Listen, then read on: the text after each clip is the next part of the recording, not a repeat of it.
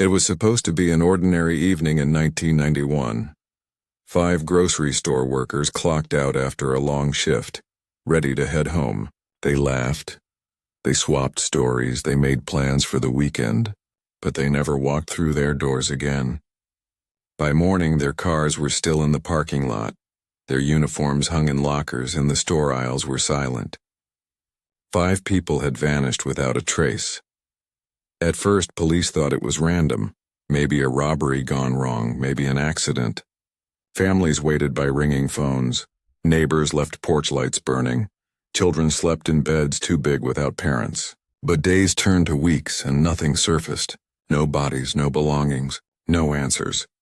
Just a hole in the middle of a community that wouldn't close. But years later, hidden records and secret testimonies revealed a darker truth. These workers didn't vanish by chance. They were taken, used as pawns in a violent game meant to silence someone who knew too much. Their disappearance wasn't an accident. It was an execution of silence written by the hands of men who never expected to be caught. If this happened in your town, what would you believe? Comment your country below, and don't forget to subscribe for more stories like this one. Because what began in 1991 as a mystery of 5 missing workers ends with the revelation that their lives were tied to secrets no one dared to speak. You picture the grocery store as it was in 1991. Bright fluorescent lights buzzing overhead, metal shelves stacked with cereal boxes and canned goods, cash registers clanging in rhythm, and the smell of produce mingling with the faint sting of bleach. To anyone walking in, it was an ordinary store in an ordinary Midwestern town, a place where paychecks were stretched and gossip flowed down the aisles as easily as shopping carts. But for the 5 workers who vanished one spring night, it was the last place anyone would ever see them alive. The store closed at 9:01 p.m. The last customers left with plastic bags cutting into their hands, doors hissing shut behind them. By 9:30, the cleanup crew, 5 workers, 3 women and 2 men, were sweeping the tiled floors, counting registers, breaking down cardboard boxes. They had done it dozens of times before. One was a mother of 2 who always hummed a lullaby while mopping. Another was a young man saving for college, counting every dollar with the seriousness of someone who knew money never came easy. There was a cashier who collected romance novels in her locker, a stock boy who left doodles on the employee notice board, and the assistant manager, only 25, with a key to the safe and dreams of his own store someday. By 10:15, the shutters rolled down, the parking lot emptied, and the night settled in. But when dawn came, their cars were still parked outside, doors locked, keys missing. Their uniforms hung neatly in their lockers, and the store, silent and spotless, looked exactly as it should, except 5 people were gone. Still, the truth hadn't surfaced yet. Police responded quickly, treating it as a missing persons case. Flyers plastered telephone poles, photographs printed in black and white, eyes staring out from under grainy headlines. 5 workers vanished without a trace. Families gathered in kitchens waiting for phone calls that never came. The store manager insisted he had locked up at night and left. He saw nothing unusual. Neighbors swore they heard no struggle, no screams, no screech of tires in the night. At first, speculation filled the silence. Some believed it was a robbery gone wrong, though no money was missing. Others whispered about an accident, maybe carbon monoxide or some chemical leak that forced them out into the night. But investigators found nothing. The store was clean, too clean, as if someone had polished away more than just dirt. But wait, the shocking part comes next. Detectives interviewed everyone from delivery drivers to part-time cashiers. One driver recalled something odd. A black sedan idling behind the store near the loading dock that night, headlights off. Another worker who had left earlier said she thought she saw men in dark coats standing by the dumpsters. Nobody could describe their faces, only the sense that they didn't belong there. But with no evidence, no leads, those details faded into rumor. The families refused to believe their loved ones had simply walked away. One mother sat every evening on her porch light glowing, waiting for her daughter's silhouette to appear down the street. A father kept his son's bed made, shoes neatly lined in the corner as if he might burst in any moment, laughing about working late. Still, the truth hadn't surfaced yet. Weeks passed and the case grew cold. The media moved on. The town whispered but stopped asking. But the families never stopped. They pressed for answers, demanded reinvestigations, begged anyone with information to come forward. And over time, fragments of a darker story began to surface. Not from the police, but from the cracks in the underworld. Years later, in the mid-2000s, a retired detective cleaning out his files stumbled upon notes from the case, scribbled lines about unusual calls to the store's landline in the days before the disappearance. Numbers traced back to disposable phones. At the time, it had seemed irrelevant. But now, cross-checking them revealed ties to men already indicted for organized crime. And suddenly, the disappearance of 5 grocery store workers looked less like random tragedy and more like strategy. But wait, the shocking part comes next. Investigators reopened the case, combing through what little evidence remained. They discovered that one of the missing workers, James Rivera, the assistant manager, had testified weeks earlier in a minor fraud case. Nothing high-profile, nothing newsworthy, but his testimony implicated a man who, investigators later learned, was tied to a local crime syndicate. Rivera had been a small voice in a larger storm, and nobody thought much of it at the time. Until now. If Rivera was a target, then what about the other 4? Collateral damage, witnesses, people who saw too much. Still, the real story hadn't even begun. The FBI became involved, combing through old mob files. They found references to cleaning crews, not janitors, but syndicate hit squads whose job was to erase witnesses. The phrasing chilled the detective reading it. Cleaning, not killing, erasing. As if lives were stains to be scrubbed from the world. A tip surfaced from a former syndicate driver, now serving time for armed robbery. He claimed he had once dropped men near that grocery store late at night in 1991. They told him to wait in the car, headlights off. They came back without a word. He never asked questions, asking got people killed. But years later, seeing the headlines again, he realized where he had been that night. But the shocking part comes next. According to the driver, the workers weren't taken far.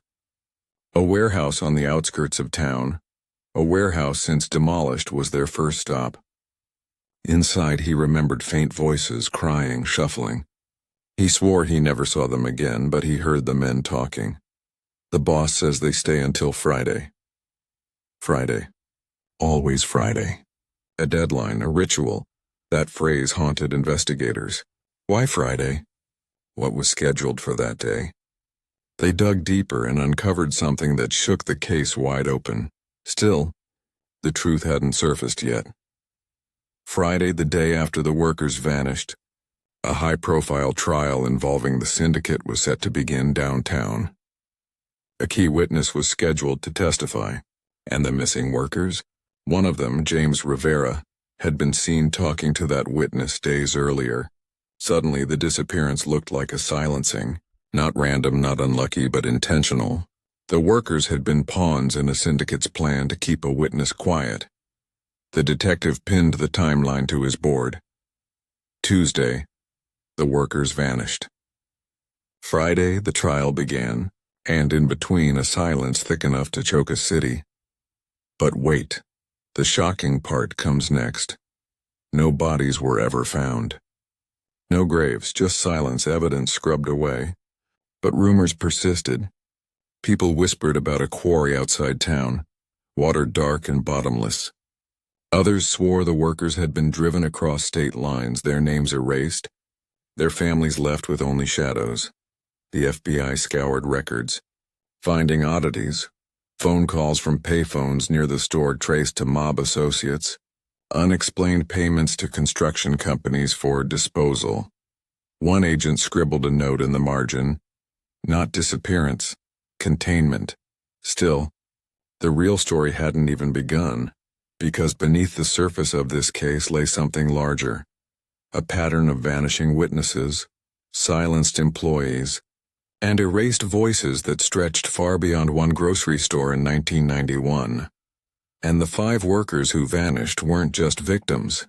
They were the first breadcrumb in a trail leading straight into the heart of a syndicate that believed people were tools, and silence was the cleanest weapon. The chapter closes with the detective standing in the empty grocery store, lights long shut off, aisle stripped bare. He imagines the 5 workers laughing, making weekend plans, locking the doors one last time. He whispers their names into the empty space, promising he will not stop. And you're left asking if 5 ordinary workers could vanish so easily. What other silences were bought and buried by the same hands? And how many more Fridays hid truths no one ever dared to speak? You picture the grocery store parking lot in daylight, a line of faded yellow paint marking spaces where cars still sat days after the workers vanished. Their vehicles hadn't moved, hadn't been touched. Inside each glove box were registration papers, receipts, even family photos tucked into sun visors. Everything suggested they had left the store on foot, together or forced, but never made it farther than the edge of that lot. Detectives combed the scene with flashlights, crawling across asphalt searching for shoe prints, cigarette butts, anything, but the lot was too clean. Even in 1991, investigators whispered that it looked scrubbed, washed down as if someone had erased the night. One officer noted water runoff near the drains despite a week without rain. Another found streaks too faint to be conclusive, like something heavy had been dragged then washed away. Still, the truth hadn't surfaced yet. Families gathered outside the store, clutching photos, voices breaking on local news cameras. A child asked a reporter when his mother would be home. Porch lights burned through the nights, each one a beacon against despair. But as hours turned to days, police confidence faded. Adults walk away, one officer told the press, brushing off the panic. Sometimes people just leave. But 5 people all at once, abandoning cars, purses, paychecks, and children? Nobody believed that. But wait, the shocking part comes next. Anonymous tips flooded hotlines. Some claimed the workers had run off together. Others swore they saw them at a bus station. A caller insisted he saw a black sedan cruising slowly near the store that night. Police checked, but without license plates or faces, it was another ghost. Then a chilling detail emerged from a nearby gas station attendant. He said a man in a dark coat had come in minutes before closing, buying duct tape, gloves, and cigarettes. The man paid cash. The clerk thought nothing of it, until he saw the missing persons posters days later. The description matched no one connected to the store. The man was never identified. Still, the truth hadn't surfaced yet. The store itself became a crime scene frozen in time. Lockers still held uniforms. A radio sat unplugged. A broom leaned against a wall as if waiting for hands that never returned. Investigators swabbed the break room and found fingerprints layered on every surface, but none out of place. No blood, no signs of struggle. It was a vanishing too clean, too controlled. Weeks later, whispers began to creep in. Whispers of connections the police didn't want to acknowledge. The assistant manager, James Rivera, was remembered in town as hardworking, honest. But a few quietly noted that he had been called to testify weeks earlier in a fraud case. Small potatoes, they said. Nothing major. Yet the defendant in that case had ties to a larger syndicate under investigation by the FBI. And suddenly, the theory shifted. What if this wasn't 5 people gone at random, but 5 people silenced to erase one man's voice? But the shocking part comes next. An FBI agent reviewing old files discovered something chilling. Rivera had phoned a courthouse the day before the disappearance, asking about trial dates. He wanted to know if his testimony would remain confidential. That note, logged and forgotten, now glowed with new meaning. If anyone intercepted that call, it could have marked him as a risk. And if Rivera was silenced, then his co-workers, the ones unlucky enough to share his shift, were silenced with him. Still, the real story hadn't even begun. The families clung to hope. Candlelight vigils lined sidewalks. Children held signs with crayons spelling "Come home." But in back rooms, investigators spoke of words like witness intimidation, organized crime, and cleaning crew. The term sounded benign, even bureaucratic, but in syndicate slang it meant death, erasure. A crew tasked not with fighting but with scrubbing lives away until not even dust remained. Then came the first break. A former syndicate driver, jailed on unrelated charges, requested a meeting. Nervous, eyes darting, he confessed that in 1991 he had been ordered to park outside a grocery store late one night. He wasn't told why. Headlights off, windows down, don't ask questions, they said. Men piled into his car hours later, silent, clothes damp as if from sweat or rain. One of them muttered, 5 of them. Boss says hold until Friday. Always Friday. A deadline that returned again and again in every fragment of the case. But wait, the shocking part comes next. The driver said he delivered the men and their captives to a warehouse outside town. He didn't see the workers, but he heard muffled crying from the back. He never looked, too afraid. The warehouse, long since demolished, had been owned through a chain of shell companies tied to the syndicate. No records survived, but the driver's testimony carved a chilling possibility. The workers had been alive after they left the store. Alive, at least for a time. Still, the truth hadn't surfaced yet. When the FBI dug through demolition permits, one note stood out. Basement sealed per order, do not reopen.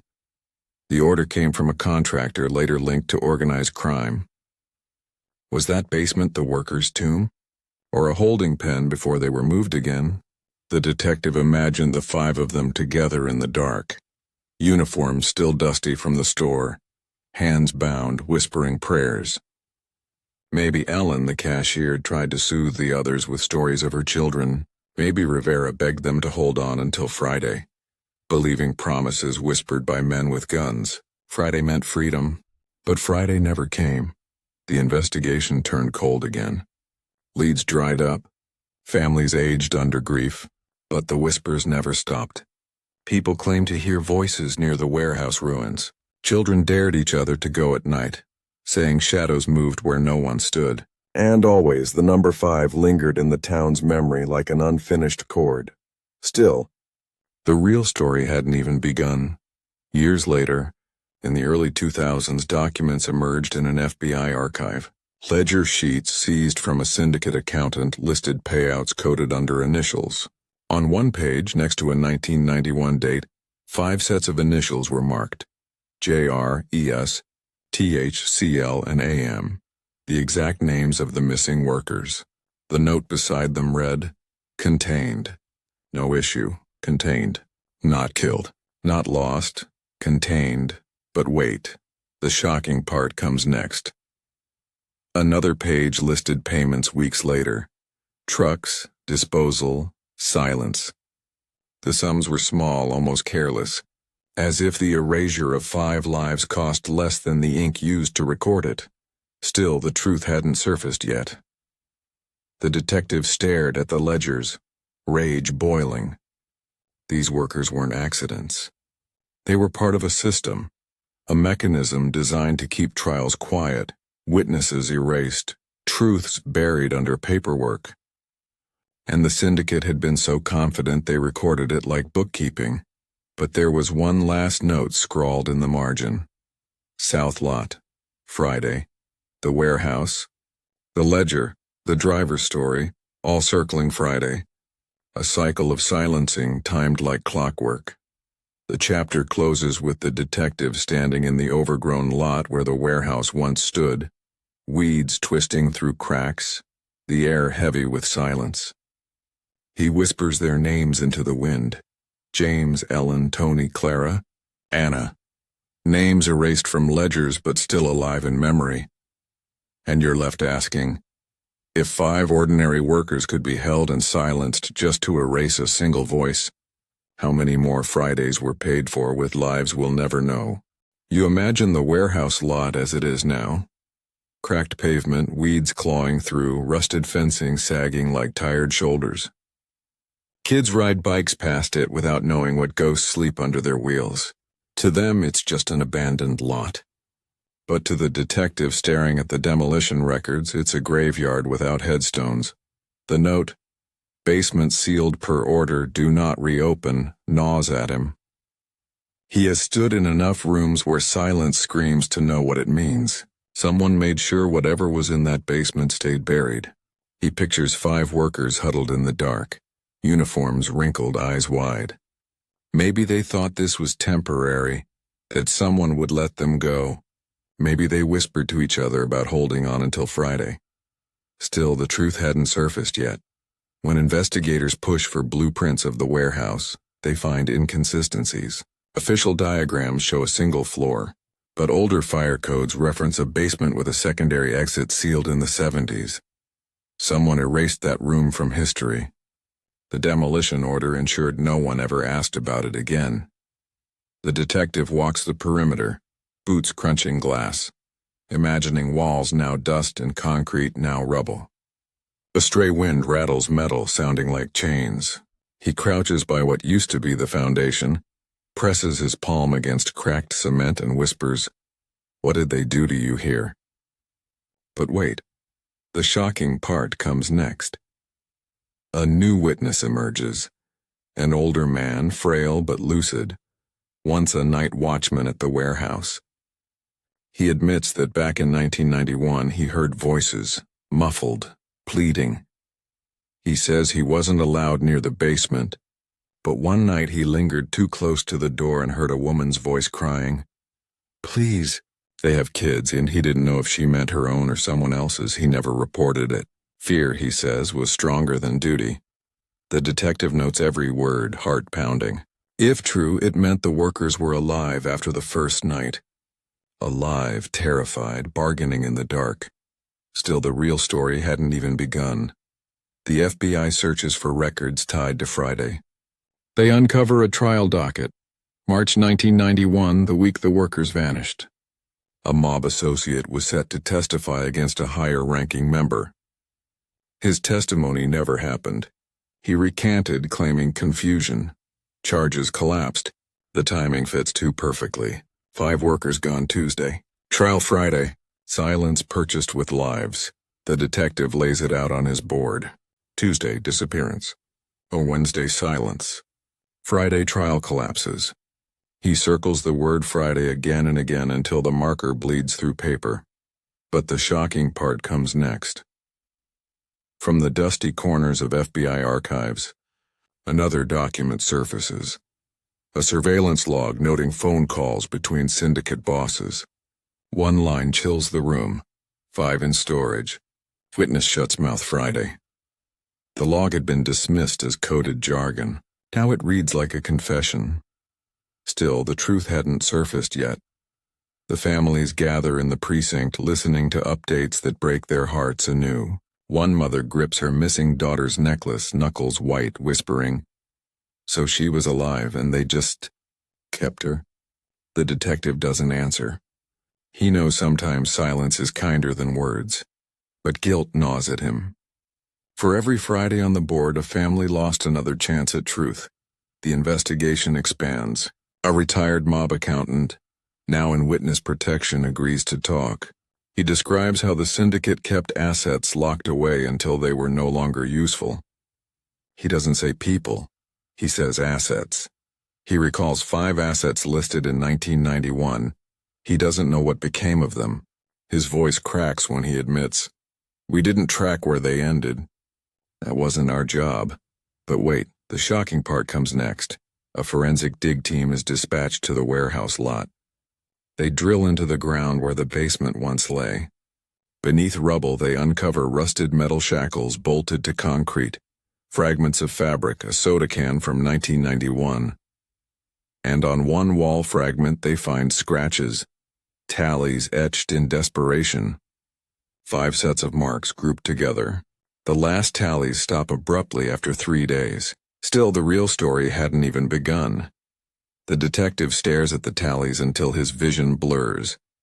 He imagines the workers counting days, clinging to routine, carving hope into walls. Maybe they believed rescue would come. Maybe they believed Friday meant freedom. But the tallies stopped. Not because they escaped. Because something ended, news spreads. The town reels again. Candlelight vigils return, older now. Children of the missing grown with their own families. They hold photos yellowed with age, still demanding answers. What happened to them? One son asks on live television. If they were alive 3 days, where are they now? But the shocking part comes next. An old construction foreman comes forward. He says in 1992, he was hired to pour concrete in a different warehouse south of the city. He was told to seal a pit, no questions asked. The pit was already filled with barrels, locked crates, and something that looked like clothing scraps. We joked about it, he admits, voice trembling. We said it looked like bodies, but you didn't joke too loud around those men. Still, the truth hadn't surfaced yet. Investigators map out the network of warehouses once controlled by the syndicate. Patterns emerge, each linked to witness disappearances, each demolished or repurposed within years. The workers' case is no longer isolated. It's part of a chain, a method repeated again and again. The 5 weren't unlucky. They were part of a system. The detective slams his fist on the table. How many more Fridays are buried in this city? But wait, the shocking part comes next. A retired federal agent digs out an old tape from surveillance in 1991. On it, a mob lieutenant brags, they thought Friday was their way out. Friday was the end, all right? Not for us. For them. The laughter that follows curdles the blood of everyone who hears it. Still, the real story hadn't even begun, because no bodies have surfaced. No graves, only fragments, tallies on walls, whispers in tapes, confessions half-muttered decades later. The workers' families still don't know if their loved ones died in that basement, in a quarry, or in sealed drums somewhere under highways. They only know their lives were traded for silence. The detective sits at his board, staring at the names James, Ellen, Tony, Clara, Anna. Ordinary people whose only crime was being in the wrong place, working the wrong shift, hearing the wrong things. He whispers their names like a prayer, vowing to keep looking even as years strip hope.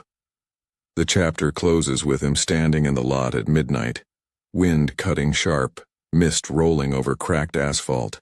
He whispers into the darkness, "You deserved better than Friday."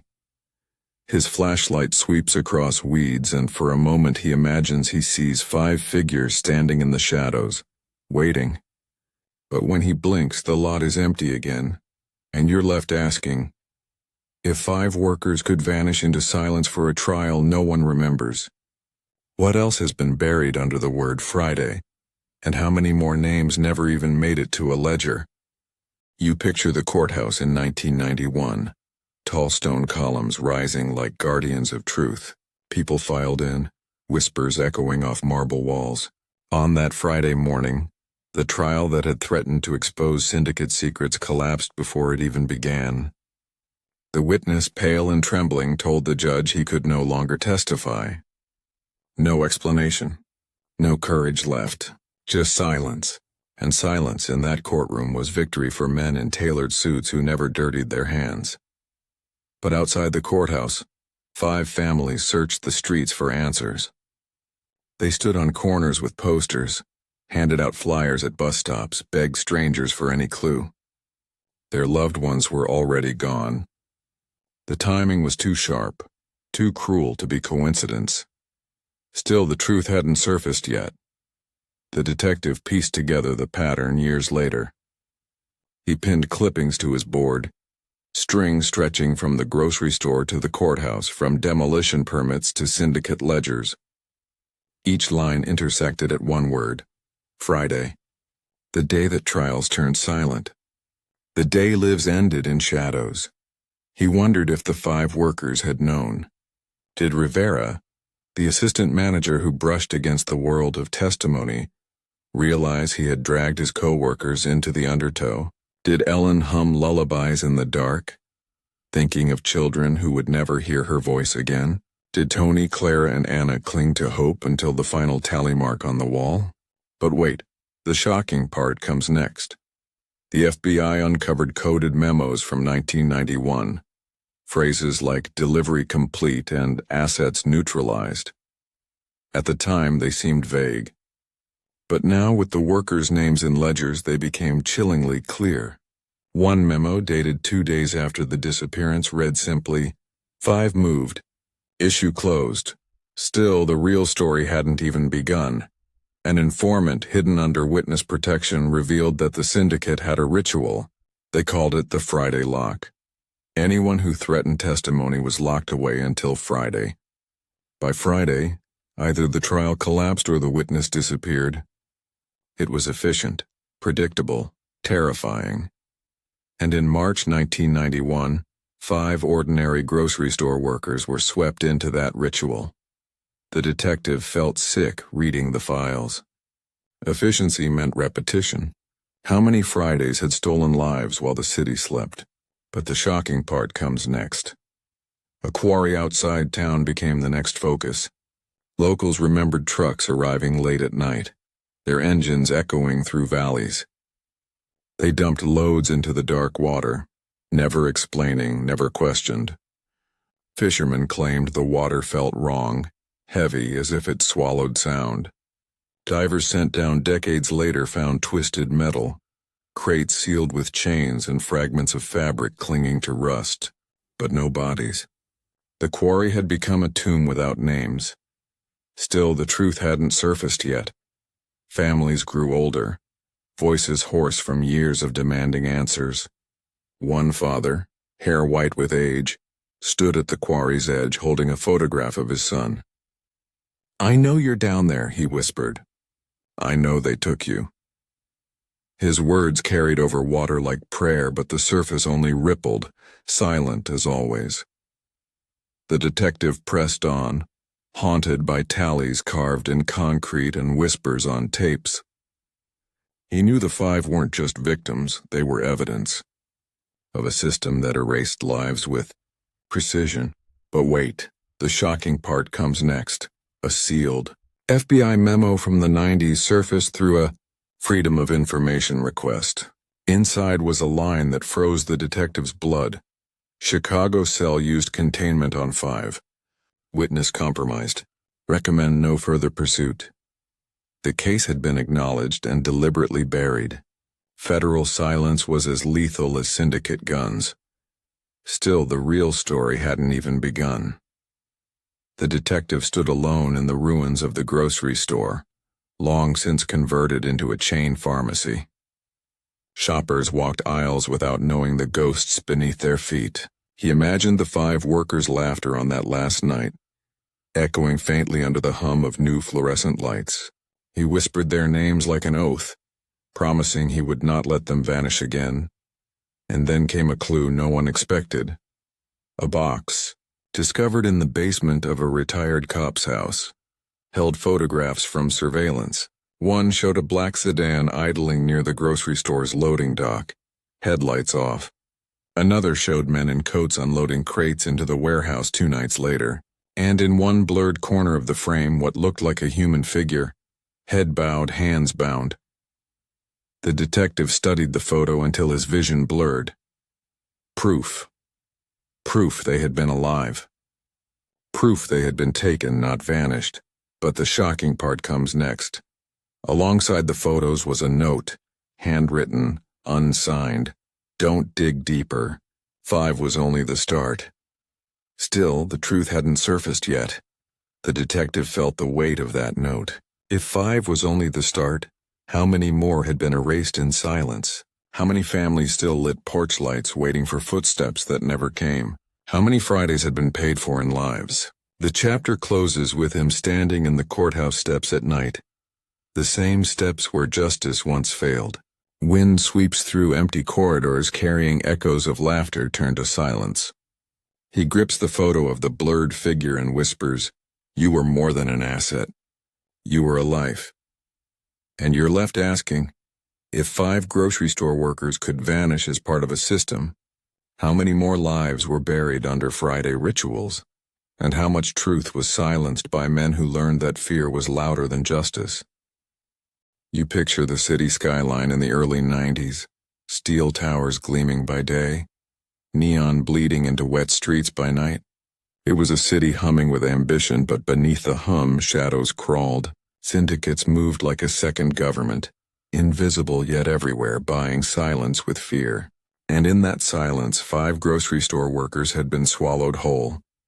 The detective pored over files until dawn, cigarette smoke curling like ghosts above his desk. Each document led to another.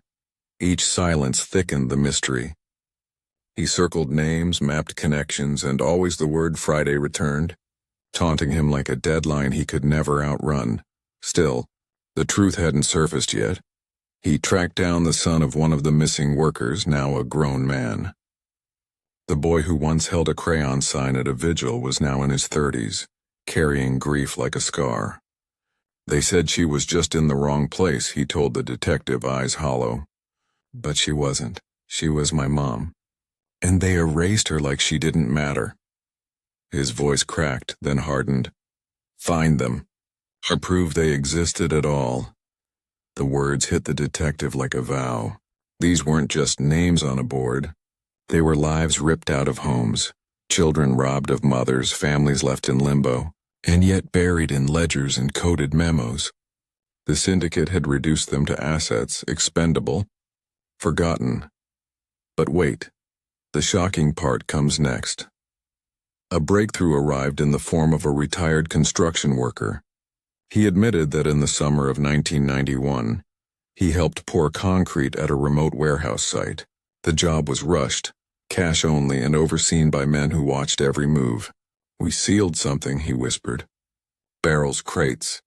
I never looked inside. But we knew." He rubbed his hands together as if trying to wipe away 3 decades of guilt. "We joked it was a burial. Then we stopped joking." Investigators raced to locate the site. But the warehouse was gone, replaced by luxury condos. Beneath the foundations lay layers of concrete too deep to excavate without tearing down homes. Lives built atop silence, unknowingly resting on secrets that could never breathe. Still, the real story hadn't even begun. The detective pushed for warrants, desperate to dig deeper.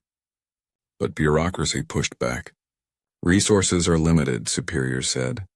"The case is too old." Yet he knew this wasn't just about 5 workers. It was about every erased voice, every witness silenced, every ledger entry that said contained.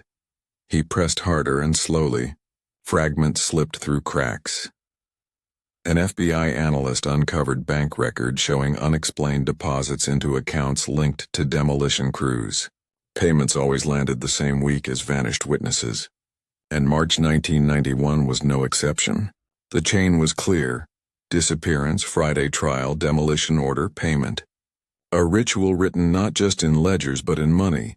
But the shocking part comes next. One ledger entry listed initials beside the number 5. Then, scrawled in the margin, one chilling word: message. The disappearance wasn't just to silence Rivera's potential connection to testimony, it was a message to anyone else who dared. 5 lives sacrificed as warning, a demonstration of control. Still, the truth hadn't surfaced yet. The detective drove through the neighborhoods where the workers once lived. Houses had changed, children grown, but traces lingered. A porch light still burned in one yard, left on by an aging father who refused to surrender. A swing set rusted in another, chains squeaking in the wind like laughter lost to time. Each place carried echoes of the vanished, haunting proof they once belonged here. And yet, their names had been erased from every official narrative. No memorial, no closure. Just an endless Friday. But wait, the shocking part comes next. An unexpected letter arrived at the detective's desk, postmarked with no return address. Inside was a single Polaroid, blurry, dimly lit but unmistakable. 5 figures huddled together in a concrete room, eyes wide, faces streaked with fear. On the back scrawled in shaky handwriting, South Lot, Friday. The detective's hands shook as he held it. Proof they were alive. Proof they were prisoners. Proof the system had failed them. Still, the real story hadn't even begun. He rushed the photo to forensics. The film stock was confirmed, manufactured in 1991. The photo was real. But who had kept it? Who mailed it now, decades later? A guilty conscience? A warning? A survivor no one knew existed? The detective's mind raced. If one photo had surfaced, could others exist? Could someone have documented the Friday ritual, keeping souvenirs of silence? And if so, how many more Polaroids sat hidden in drawers collecting dust while families wept? The search widened. Agents combed archives, storage lockers, forgotten boxes, and in one abandoned office once rented by a shell company, they struck gold, a shoebox filled with photos. Workers bound and blindfolded, warehouses dimly lit, dates scribbled in margins, dozens of faces. Not just 5. Dozens. Maybe hundreds. But the shocking part comes next. Among them, another photo showed the grocery workers. Alive. Together. One of them holding up fingers. 3, as if counting days. The tally marks on the basement wall now had a human echo frozen in film. Still, the truth hadn't surfaced yet. The detective pinned the Polaroid to his board, beside the ledger, beside the trial docket. The picture stared back, refusing to let him look away. These weren't cold cases. They were crimes, systematic and deliberate, designed to rewrite history. The chapter closes with the detective standing in his office, walls lined with photos of the missing. He whispers their names into the silence, a litany against forgetting. The phone rings, shattering the moment. A voice, distorted, rasps on the line, "Stop digging. Friday never ends." And you're left asking, if 5 grocery store workers could vanish as a message, how many more Fridays remain hidden in boxes, waiting to reveal a truth too dark for the world to bear? You imagine the shoebox sitting on the detective's desk, its cardboard edges frayed, its lid trembling each time his hand hovers over it. Inside, dozens of Polaroids stare back, faces blurred, hands bound, concrete walls closing in. They are ghosts captured in film, fragments of lives stolen and pressed into silence. And among them, the 5 grocery store workers. Alive, terrified, counting days they would never see fulfilled. The detective lays the photos out across the board. Each one is a window into a Friday ritual, a warehouse corner, a basement wall, a hand scratching marks into concrete. For the first time, the faceless whispers of containment have names, eyes, expressions. For the first time, the ledger's cold initials have become human again. Still, the truth hadn't surfaced yet. He calls the families, trembling as he speaks. "We found something," he tells them, his voice heavy. They gather in a dim precinct room, clutching tissues, hands clasped.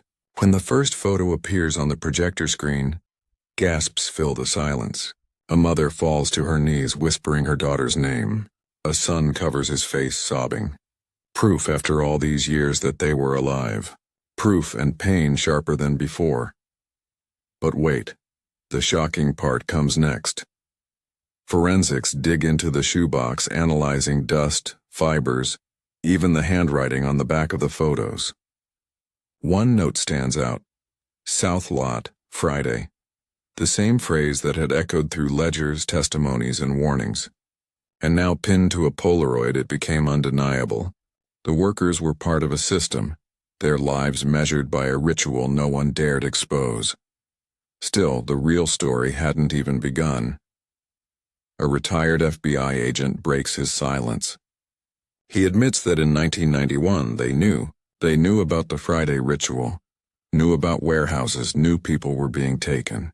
We couldn't touch them, he says bitterly. Too much power, too many hands paid off. If we went in, we'd lose people too. So we watched, and we waited. His voice cracks, guilt spilling from every word.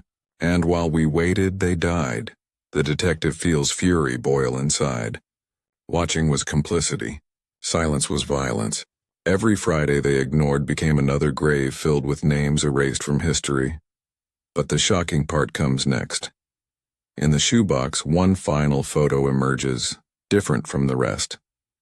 It shows not captives but men in suits, glasses raised, toasting in a dimly lit room.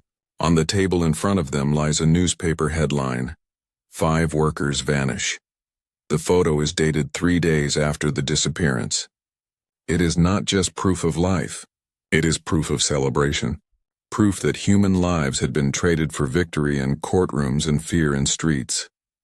Still, the truth hadn't surfaced yet. The detective pins the photo beside the others, bile rising in his throat. These weren't random men in shadows.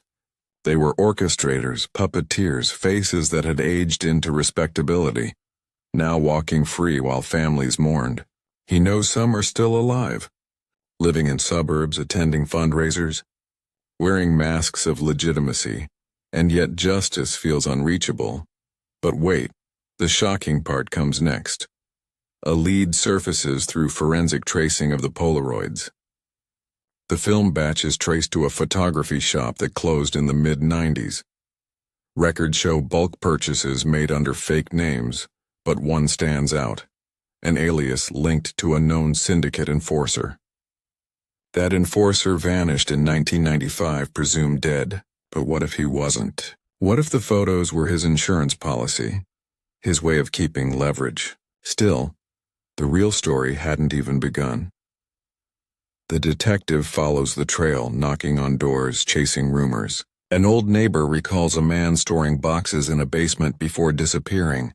That basement is long abandoned, but when investigators pry it open, they find reels of undeveloped film, water-damaged but intact. And within those reels, more faces, more captives, more Fridays. The scale becomes unbearable. The 5 workers were never alone. They were part of a network of erasures, each one timed to trials, each one a cog in a system of silence. But the shocking part comes next. On one reel, developed carefully, investigators find a chilling image. A crude calendar scrawled on a wall, dates marked with tallies. Under 1 week, the word Friday is circled again and again. Beneath it, scratched in desperate hands, they said, "We'll be free." Still, the truth hadn't surfaced yet. The families cling to every new detail, torn between horror and validation. They speak at town halls demanding justice, waving the Polaroids as proof. They were real, one mother cries. They mattered. They were not just assets, they were ours.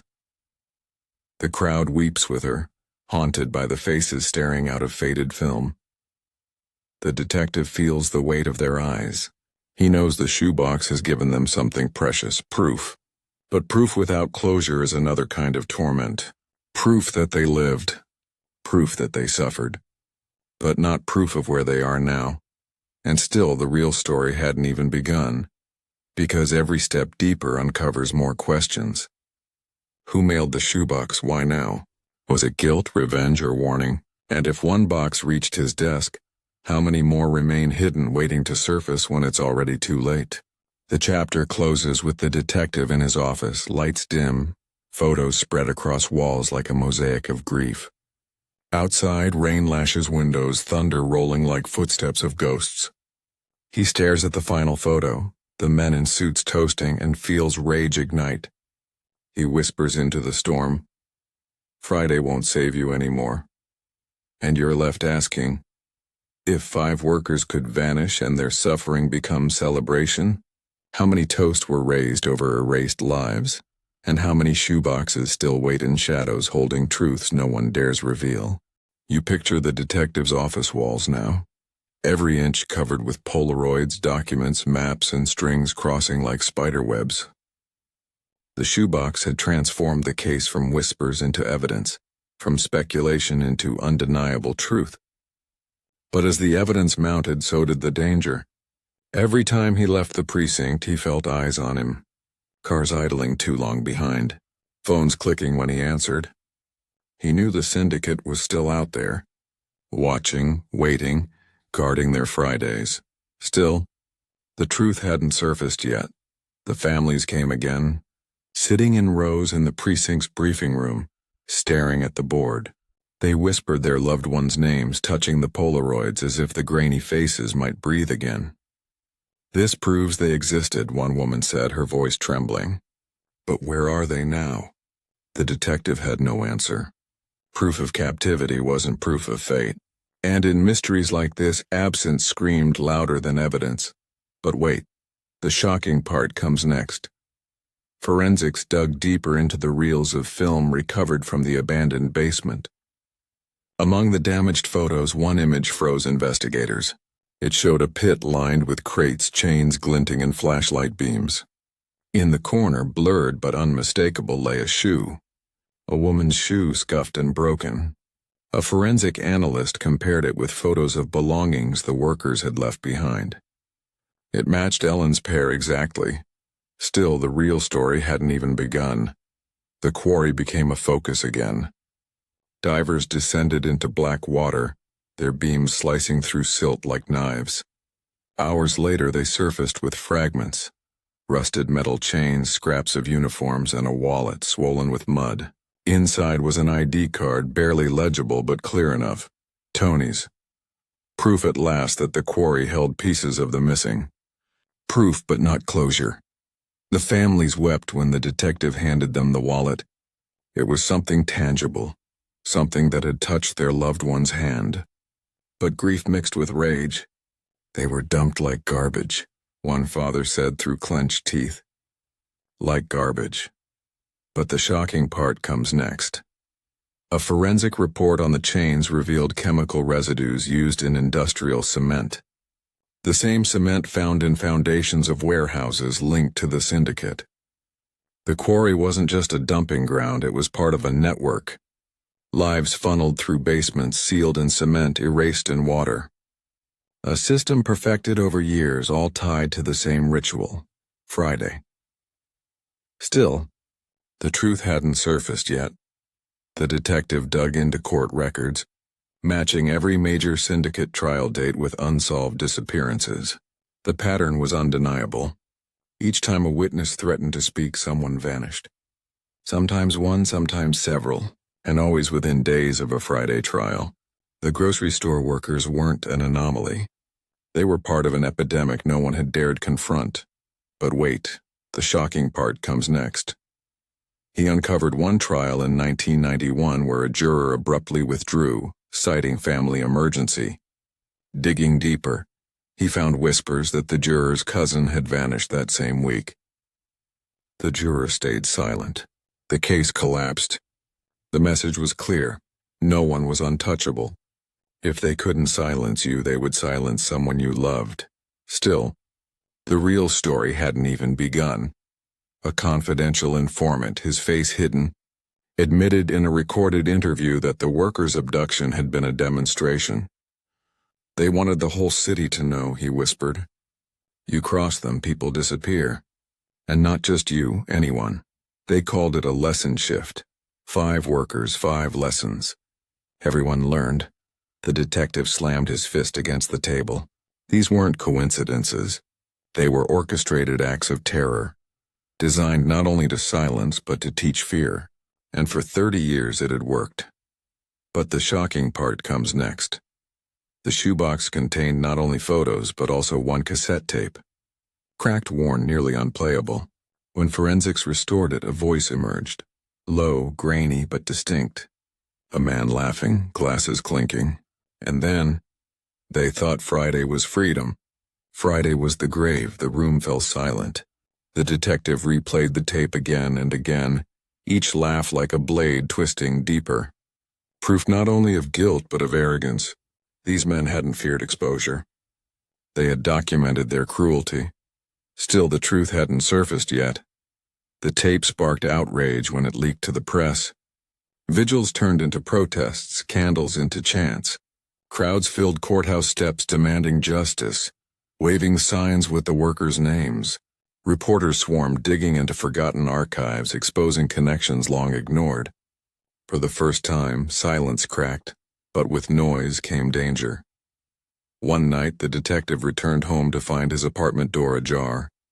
Inside, nothing was stolen, but on his table lay a note. "Stop digging, or your Friday comes next." His hand shook as he read it, rage warring with fear. The threat was real. The syndicate's reach hadn't died with the 90s. It had only grown quieter, smarter. But wait, the shocking part comes next. The detective refused to stop. He returned to the quarry, staring into the water, determined to drag truth from its depths. He closed his eyes and imagined Ellen's lullabies, Rivera's questions, Tony's wallet, Clara's laugh, Anna's prayers. 5 lives, 5 lessons, 5 silences. And he vowed, whispering into the dark, no more Fridays. Still, the real story hadn't even begun. Because as investigators sifted through more evidence, one file emerged that dwarfed everything before it. A sealed case marked witness protection compromised. Inside were names, people who had vanished not only from the streets but from federal custody. And among them a name the detective recognized. One of the grocery workers, listed, logged, protected, and still vanished. The implications were staggering. If a protected witness could vanish, then the silence reached deeper than syndicate shadows. It reached into the very systems meant to guard the truth. The chapter closes with the detective staring at the file, the shoebox, the quarry. The walls of his office groan under the weight of ghosts. He whispers into the silence. It was never just 5. His voice cracks, but he steadies himself, pinning the file to the board. And you're left asking, if protection itself couldn't save them, what chance did 5 ordinary workers have? And how many Fridays were purchased not by fear of the mob, but by the silence of those sworn to protect us? You picture the board now. An entire wall of names, photos, strings, and fragments of lives cut short. 5 grocery store workers anchor the center, their Polaroids staring out like unfinished sentences. Around them spiral dozens more, each tied to a trial, each silenced by Friday. The detective stands before it, shoulders slumped, eyes burning from sleepless nights. He whispers the names like a rosary. James, Ellen, Tony, Clara, Anna, over and over, until his voice frays. Still, the truth hadn't surfaced yet. The sealed file on compromised witness protection gnaws at him. If even the government's shield had holes, what chance did ordinary workers have? He combs through the file, tracing names that vanished despite being hidden by federal agents. They weren't accidents. They were hand-delivered to syndicates by betrayal. And among them, a name leaps out, Clara Lewis, one of the 5. Officially logged as placed under protection, but still listed as missing. The detective slams the folder shut, rage boiling. It means the system wasn't just complicit by silence, it was complicit by action. Someone had handed her over. Someone had made her Friday inevitable. But wait, the shocking part comes next. An anonymous source sends a new envelope to the precinct. Inside is another Polaroid, more recent than the others. It shows a dimly lit basement. Concrete cracked, mold crawling up walls. In the corner lies graffiti scrawled in chalk. CL was here. Initials. Clara Lewis. A voice from the past etched defiantly into stone. Proof that she was alive long enough to leave her mark. Still, the real story hadn't even begun.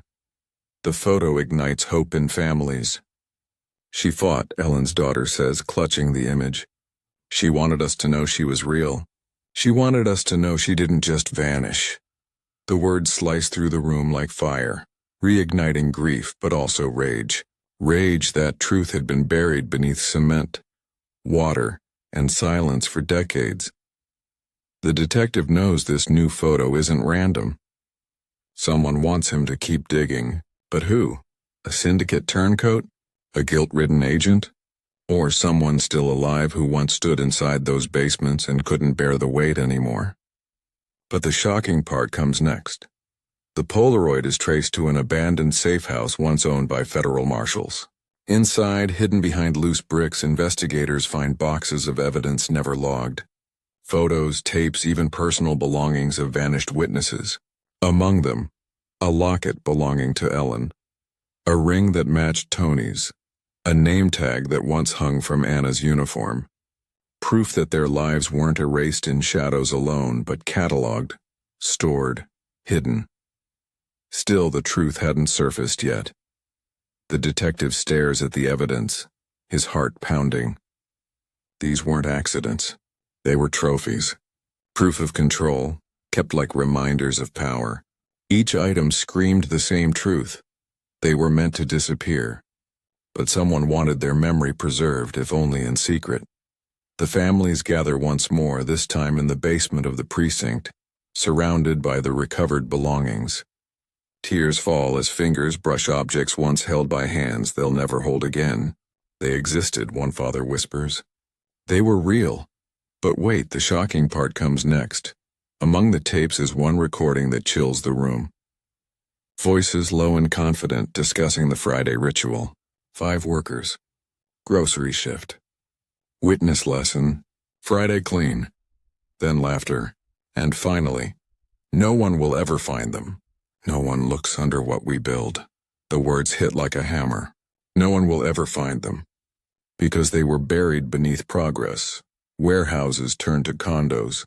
Quarries turned to parks. Basements sealed beneath foundations of new lives. Still, the real story hadn't even begun. The detective presses on, following the trail to construction firms tied to the syndicate. Permits show layers of concrete poured over specific sites the same week of disappearances. Developers cashed checks, built new homes, and sealed lives into foundations.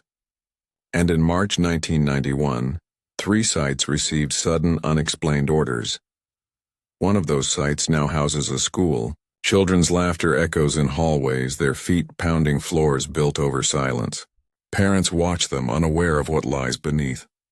The detective stands outside, staring at playground swings creaking in the wind, and feels the weight of ghosts pressing up from the ground. But the shocking part comes next. A final box surfaces, found in the attic of a deceased mob lieutenant. Inside are photographs labeled simply, Lesson 5. They show the 5 workers in sequence, alive, bound, fearful. Then the same basement empty. The final photo, a slab of wet cement, initials scrawled faintly before drying, CL. Clara Lewis, leaving her last mark before disappearing forever. Still, the truth hadn't surfaced yet. The detective lays the photo on his board, eyes burning. The story is complete in fragments. The abduction, the captivity, the Friday ritual, the erasure. Yet no bodies remain, no graves, no closure. Just proof of existence, proof of pain, proof of silence. The families demand answers, standing at microphones, voices trembling but strong. They mattered, one mother declares. They were not accidents. They were not just workers. They were loved. Crowds weep with her, carrying candles that flicker like fragile hope against endless dark. But wait. The shocking part comes next. The detective receives one last call. The voice is low, distorted, almost mocking. You've seen enough, it says. 5 was only one lesson. Friday never ends, then silence.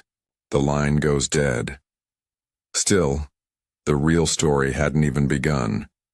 Because in his office, surrounded by photos, ledgers, tapes, and belongings, the detective knows the 5 workers were not the last. They were the beginning of a system still alive, still thriving, still erasing lives under new names, new Fridays. The shoebox was not closure. It was a crack in the wall.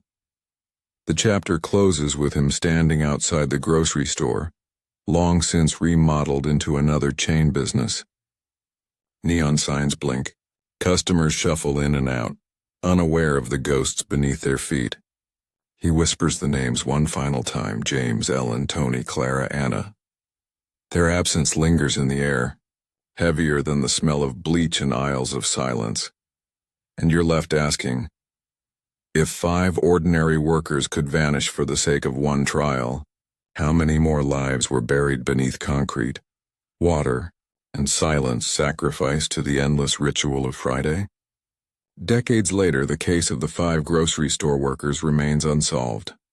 Their cars still sit in evidence lots, their uniforms gather dust in forgotten boxes, their names whispered in living rooms where porch lights still glow. The Polaroids, the ledgers, the tapes, all fragments of a truth too large to hold. But no bodies were ever recovered.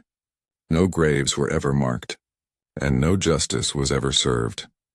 What happened to James, Ellen, Tony, Clara, and Anna after those final tally marks were scratched into the basement wall? Were they buried beneath concrete foundations that still stand today? Were they drowned in the quarry's black water, their voices silenced by stone? Or were they erased in ways no one will ever uncover? The deeper you dig, the clearer it becomes. This was never just about 5 missing workers. It was about a system of silence, a ritual of fear, a network of power that traded human lives for courtroom victories. And if 5 ordinary people could vanish in the span of one shift, how many more Fridays still lie hidden in the shadows, waiting to be unearthed? State secret or a syndicate curse? Tell us what you believe in the comments. Some stories were never meant to stay buried. Don't let them vanish. Keep them alive with us.